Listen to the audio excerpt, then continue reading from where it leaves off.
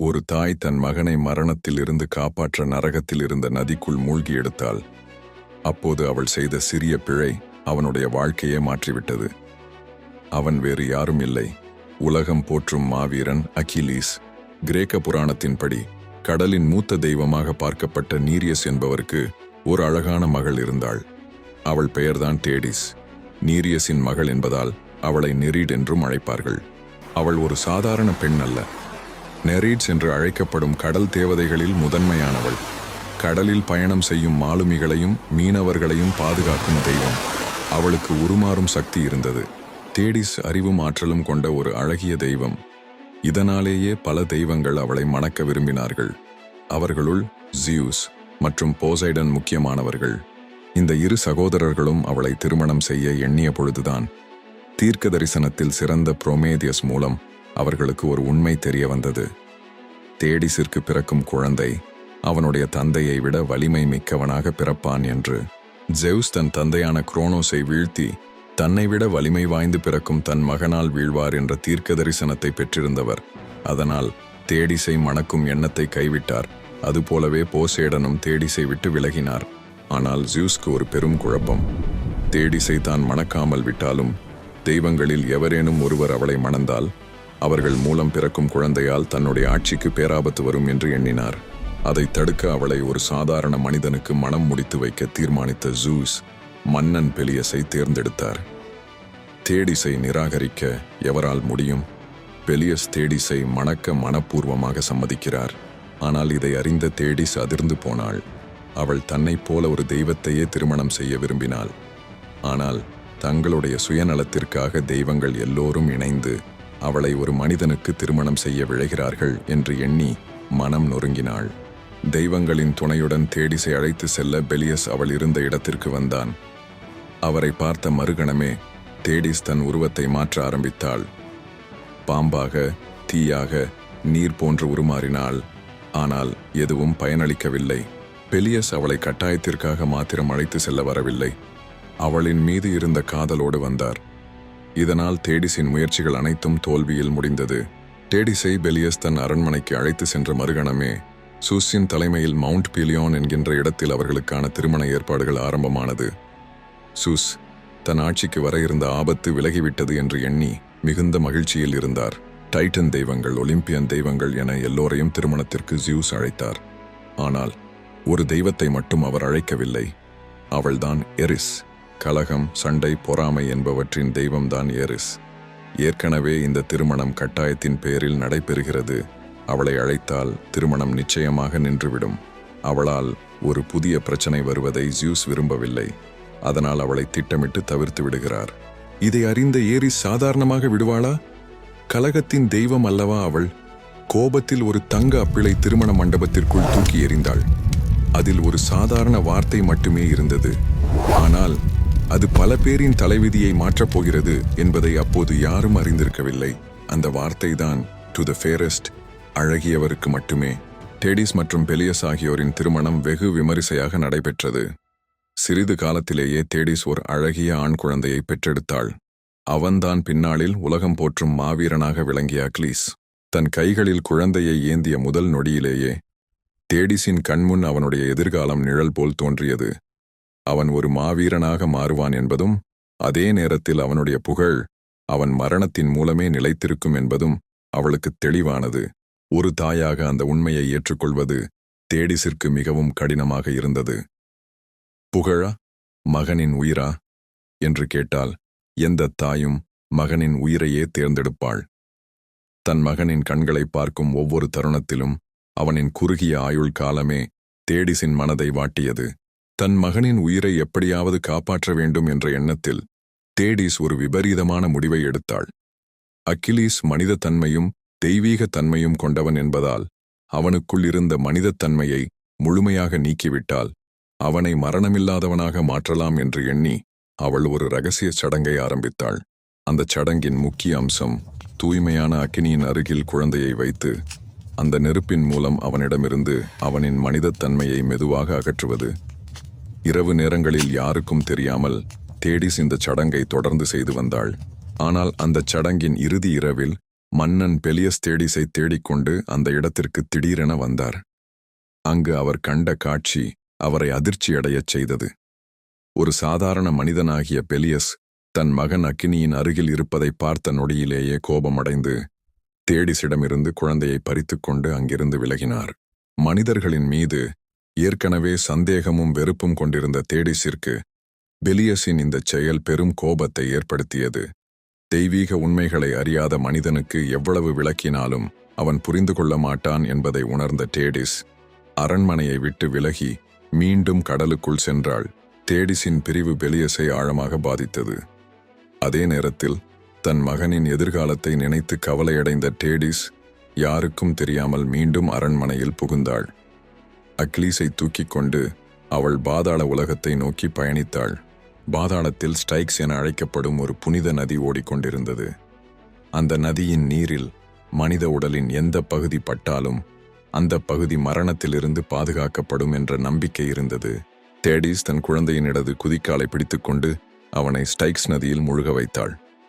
இதன் மூலம் அவனுக்கு வரவிருக்கும் ஆபத்துகளிலிருந்து பாதுகாக்கப்பட்டு விட்டான் என்று அவள் எண்ணினாள்.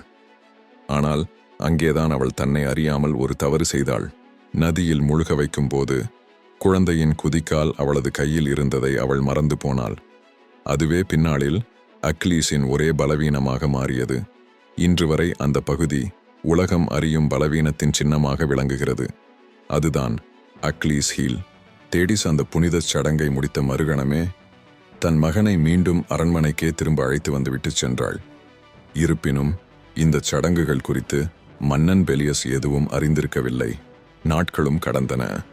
தேடிஸ் இல்லாத வாழ்க்கை பெலியஸின் மனதில் ஒரு ஆழமான தனிமையை உருவாக்கியது. அதே சமயம் தாயில்லாமல் இந்த குழந்தையை நான் எவ்வாறு வளர்ப்பேன் என்ற குழப்பமும் அவரை வாட்டியது. அதற்கான தீர்வாக பெலியஸ் ஒரு முக்கியமான முடிவை எடுத்தார். மலைப்பகுதிகளில் வாழ்ந்து வந்த கைரோன் என்பவரிடம் சென்று தன் மகன் அக்லீஸை அவரிடம் ஒப்படைத்தார். சென்டர் கைரோன் தெய்வீக சக்தி கொண்ட ஒரு குதிரை மனிதன். அவர் ஒரு சாதாரண ஆசான் மட்டுமல்ல, மிகுந்த ஞானம் பெற்றவர். மருத்துவம், இசை, வேட்டையாடுதல், போர்க்கலைகள் ஆகிய அனைத்திலும் சிறந்து விளங்கியவர். இதனாலேயே பல இளவரசர்கள் அவரது பராமரிப்பில் வளர்க்கப்பட்டார்கள். அவர்களில் ஜேசன் மற்றும் ஹெரக்லீஸ் முக்கியமானவர்கள். கைரோன் அக்லீஸை இயற்கையோடு ஒன்றிணைந்த வாழ்க்கையில் வளர்த்து அவனுக்கு தேவையான அனைத்து கல்விகளையும் கற்றுக் கொடுத்தார்.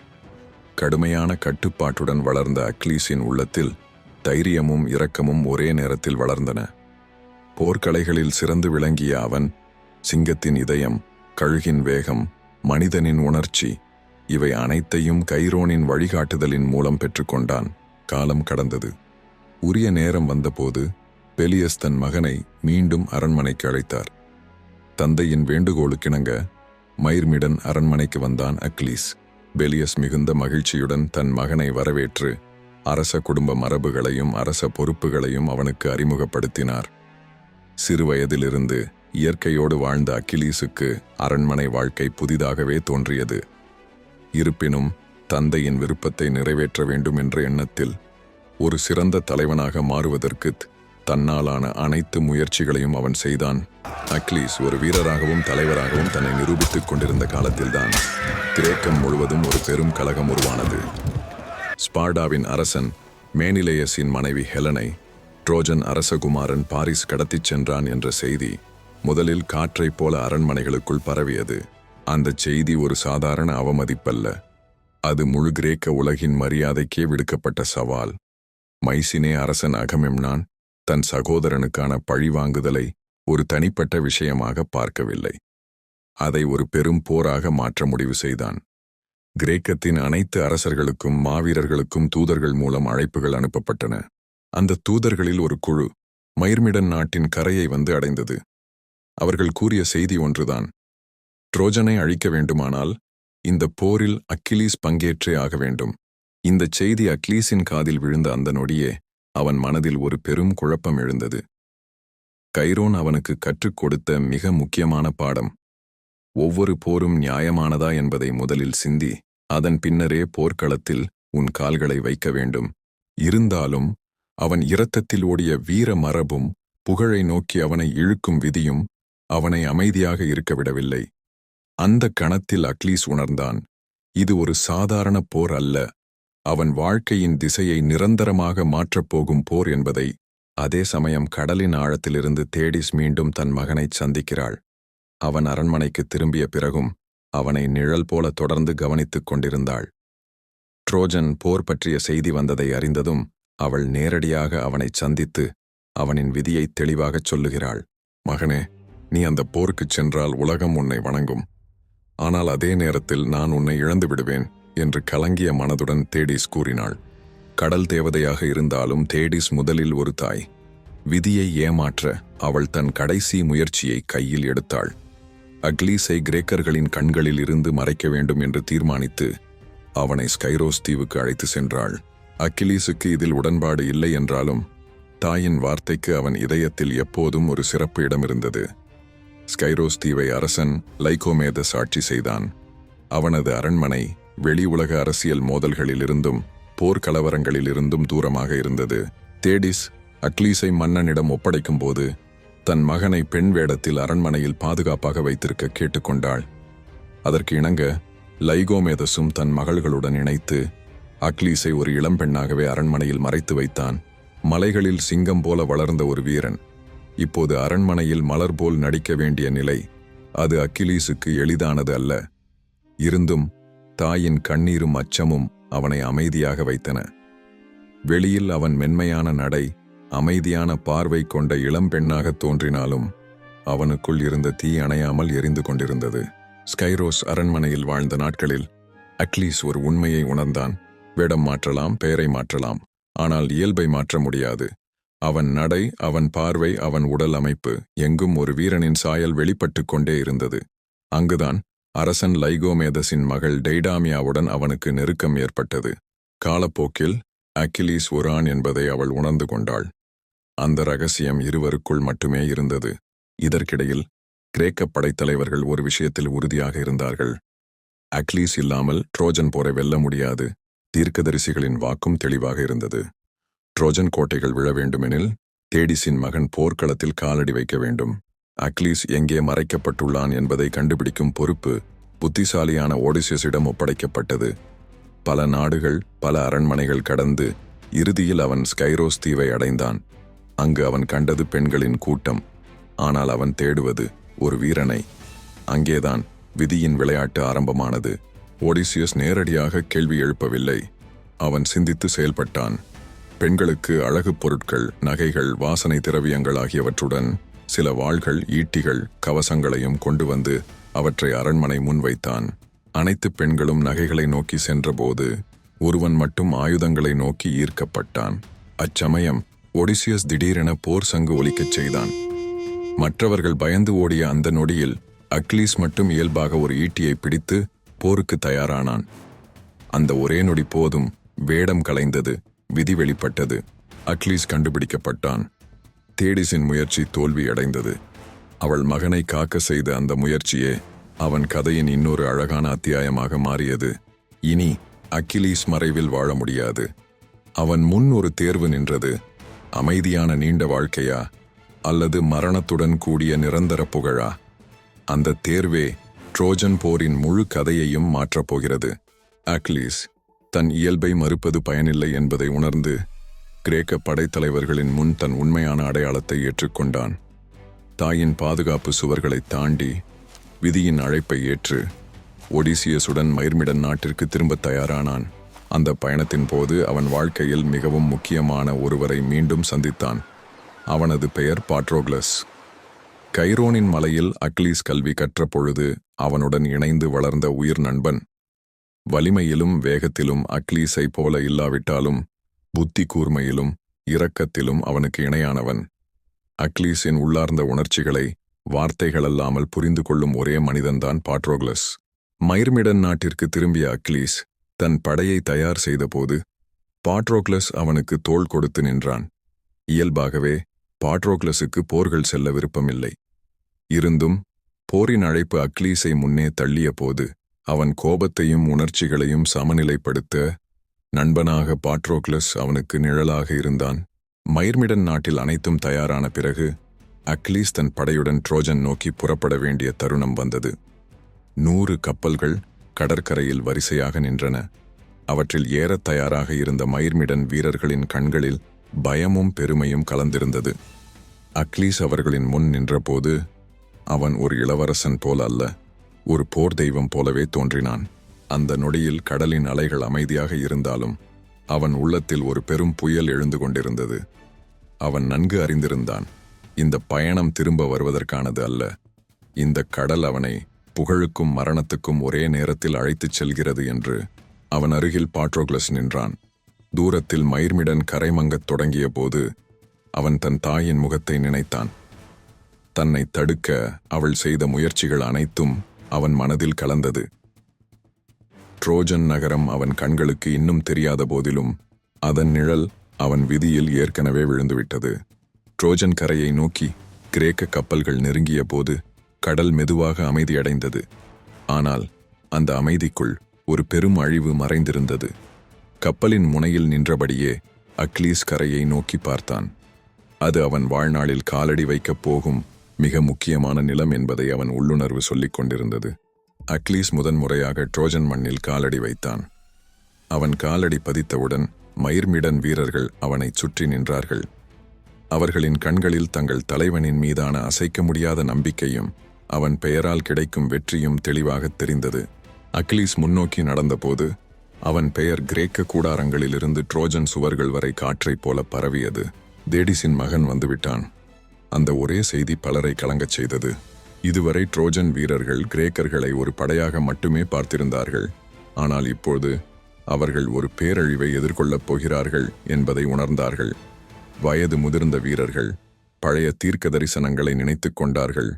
அக்லீஸ் போர்க்களத்தில் இறங்கும் நாள், பல வீடுகளில் அழுகையின் குரல் கேட்கும் என்ற வார்த்தைகள் அவர்களின் காதில் மீண்டும் ஒலிக்கத் தொடங்கின. இளம் வீரர்களின் கைகளில் ஈட்டிகள் நடுங்கின. கோட்டைகளின் மேல் நின்ற காவலர்கள் அவன் உருவத்தை பார்க்காமலேயே அவன் இருப்பை உணர்ந்தார்கள். அக்லீஸ் இன்னும் முழுமையாக போரில் இறங்காத நிலையிலேயே அவன் பெயர் மட்டும் ட்ரோஜன் படையின் மன உறுதியை சிதைக்கத் தொடங்கியது. ட்ரோஜன் மண்ணில் காலடி வைத்த சிறிது நேரத்திலேயே முதல் மோதல் தவிர்க்க முடியாததாக வந்தது. அவன் எதிர்கொண்ட முதல் ட்ரோஜன் வீரன் ஒரு சாதாரண போராளி அல்ல, தன் நகரத்தின் மரியாதைக்காக நின்ற வீரன். அந்த மோதல் நீண்ட நேரம் எடுக்கவில்லை. அக்கிலீஸின் ஈட்டி காற்றை கிழித்துச் சென்று அந்த வீரனின் மார்பை துளைத்தது. அந்த மரணம் ட்ரோஜன் போரின் முதல் எச்சரிக்கை போல அமைந்தது. அந்த தாக்குதலுக்குப் பிறகு அக்லீஸ் போர்க்களத்தில் முன்னேறத் தொடங்கினான். அவன் நடையின் ஒவ்வொரு அடியிலும் ட்ரோஜன் படையின் வரிசைகள் சிதறின. அவன் சண்டை புரிந்த விதம் வெறும் பயிற்சியின் விளைவு அல்ல, அது அவன் பிறப்பிலேயே பதிந்திருந்த ஒரு இயற்கை வலிமை போலவே இருந்தது. மோதல் முடிந்ததும் அந்த செய்தி கிரேக்க கூடாரங்களில் தீ போல பரவியது. தேடிஸின் மகன் போர்க்களத்தில் இறங்கிவிட்டான். அந்த வார்த்தைகள் சோர்ந்து கிடந்த வீரர்களுக்கு புது வலிமையை அளித்தன. கிரேக்க படைத்தலைவனான அகமெம்னானும் அக்லீஸை பற்றி இதுவரை கேட்டிருந்த கதைகள் மிகைப்படுத்தல் அல்ல என்பதை உணர்ந்தான். மாலை நேரத்தில் கூடாரங்களின் அருகே வீரர்கள் அந்த போரை குறித்து வியப்புடன் பேசிக் கொண்டிருந்தார்கள். ஒரே தாக்குதலில் எதிரியை வீழ்த்திய விதம், அக்லீஸின் பார்வையின் கூர்மை, அவனின் வேகத்தின் பயங்கரம் எல்லாமே அதிசயமாக விவரிக்கப்பட்டது. அக்லீஸ் போர்க்களத்தில் தொடர்ச்சியாக வெற்றிகளை பெறத் தொடங்கிய போது ட்ரோஜன் படை மட்டுமல்ல, கிரேக்க கூடாரங்களின் உள்ளார்ந்த சமநிலையும் மாற ஆரம்பித்தது. அந்த வெற்றிகள் கிரேக்கர்களுக்கு நம்பிக்கையை கொடுத்தாலும் அகமெம்னானின் மனத்தில் மெதுவாக ஒரு சங்கடத்தை விதைத்தன. படைத்தலைவனாக இருந்தாலும் போரின் புகழ் அனைத்தும் அக்லீஸை சுற்றியே திரண்டது. அகமெம்னான் இதை ஒரு வீரனின் வெற்றியாக அல்ல, தன் அதிகாரத்திற்கான சவாலாக பார்க்க ஆரம்பித்தான். அவனுக்குள் இருந்த பொறாமை மெதுவாக மேலோங்கத் தொடங்கியது. இந்த நிலையில்தான் அக்லீஸ் லெர்னெசஸ் நகரத்தை வீழ்த்தி மாபெரும் வெற்றியை பெற்றுக்கொண்டு முன்னேறினான். கைப்பற்றப்பட்ட நகரங்களின் அரசகுல பெண்களை அந்த போரில் வெற்றி பெற்ற வீரனுக்கு பரிசாக வழங்குவது அக்கால மரபாக இருந்தது. அதன்படி லெர்னெசஸ் சேர்ந்த பிரிசைஸ் என்ற இளம்பெண் அக்லீஸுக்கு கொடுக்கப்பட்டாள். அவள் அவனுக்கு பரிசாக மட்டுமல்ல, அவன் மரியாதைக்கும் அவன் வெற்றிக்கும் அடையாளமாக இருந்தாள். ஆனால் அகமெம்னான் போர்க்களத்தில் தன் அதிகாரம் மெதுவாக கேள்விக்குறியாகி கொண்டிருப்பதை உணர்ந்தான். தன் மரியாதையை மீட்டெடுக்க வேண்டும் என்ற ஆணவத்தில் அவன் ஒரு பெரும் தவறை செய்தான். தன் இழப்புக்கான ஈடாக அனைத்து கிரேக்க தலைவர்களும் கூடியிருந்த சபையில் அக்லீஸின் அருகில் இருந்த பிரிசைஸை பகிரங்கமாக இழுத்துச் சென்றான். அகமெம்னானின் இந்த செயல் அக்கிலீஸை கடும் அவமானத்திற்கு உள்ளாக்கியது. அவன் உள்ளத்தில் எழுந்த கோபம் அங்கு பெரும் குழப்பத்தை உருவாக்கியது.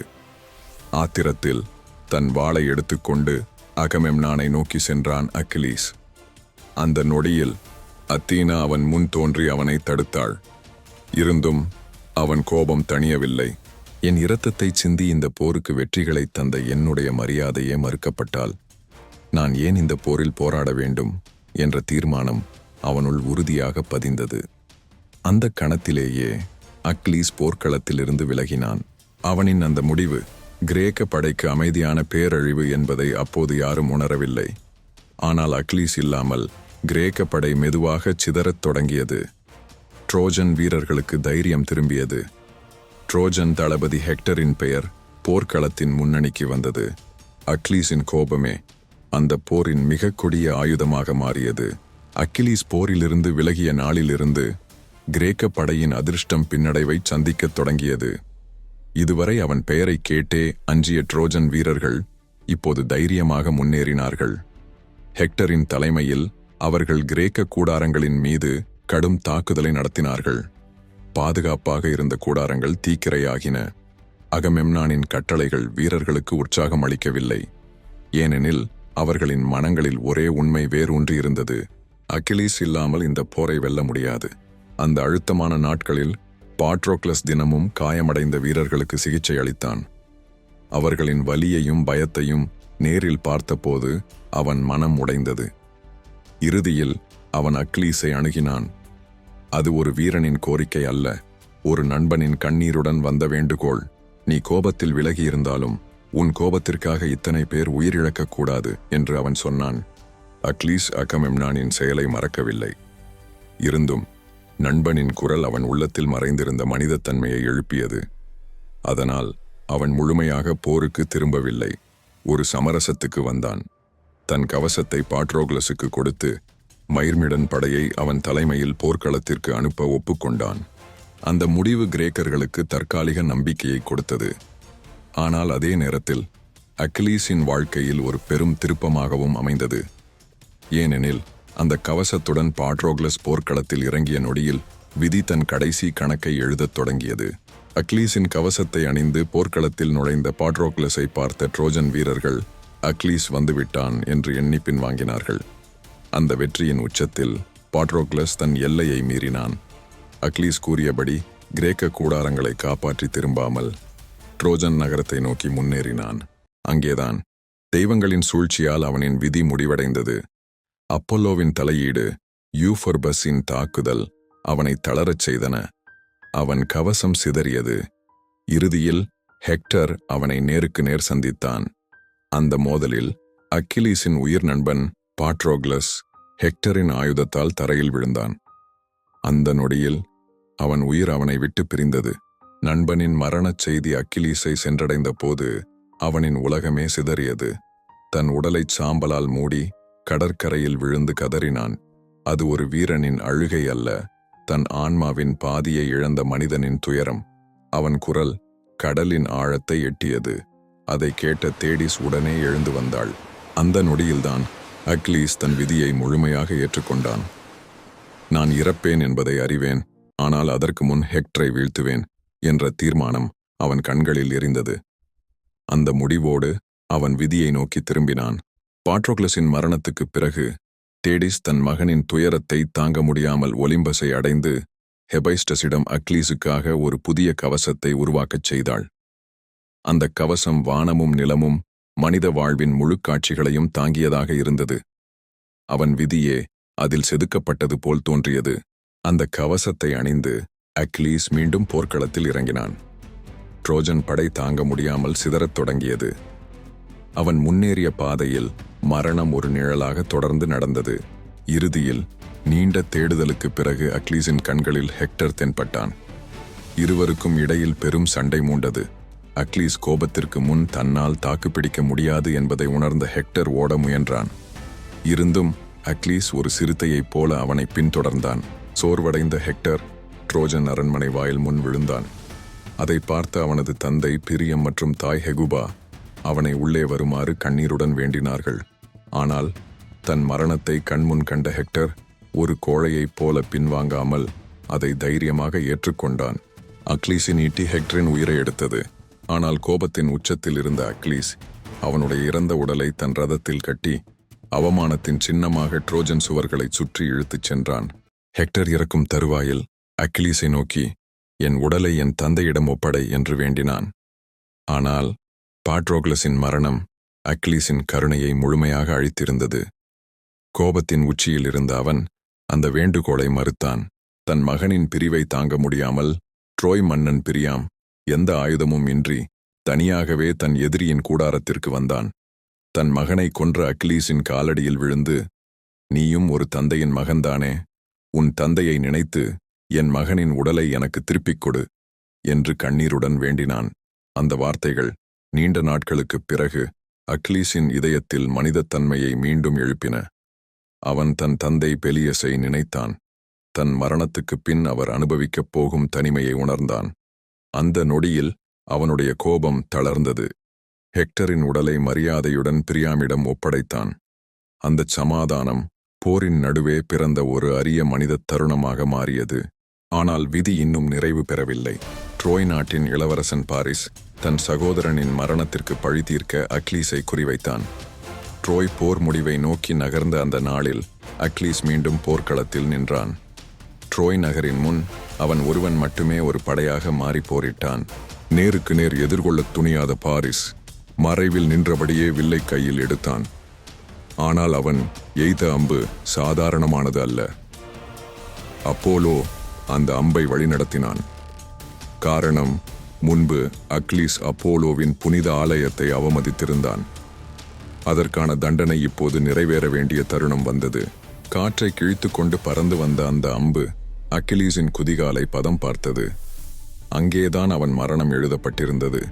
சில கதைகளில் அந்த அம்பு விஷம் கலந்ததாகவும் சொல்லப்படுகிறது. அவன் கால்கள் பலம் இழந்தன.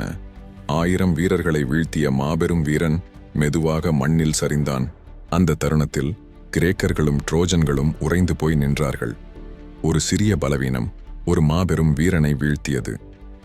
அக்லீஸின் மரணம் போருக்கு உடனடி முடிவை கொண்டு வரவில்லை, ஆனால் ஒரு உண்மையை உலகுக்கு சொல்லியது. வீரத்தாலும் தெய்வ இரக்கத்தாலும் கூட விதியிலிருந்து யாரும் தப்ப முடியாது. அக்லீஸ் விழுந்தான், ஆனால் அவன் கதை இன்றும் உயிருடன் இருக்கிறது. வீரம் விதியை விட பெரியதா, அல்லது விதிதான் எல்லாவற்றையும் தீர்மானிக்கிறதா? இந்த கதை உங்களுக்கு பிடித்திருந்தால் லைக் செய்யவும். இப்படிப்பட்ட பழம்பெரும் புராணக் கதைகளுக்காக என் சேனலை சப்ஸ்கிரைப் செய்யவும். மீண்டும் ஒரு கதையுடன் சந்திக்கிறேன். அதுவரையில் நன்றி.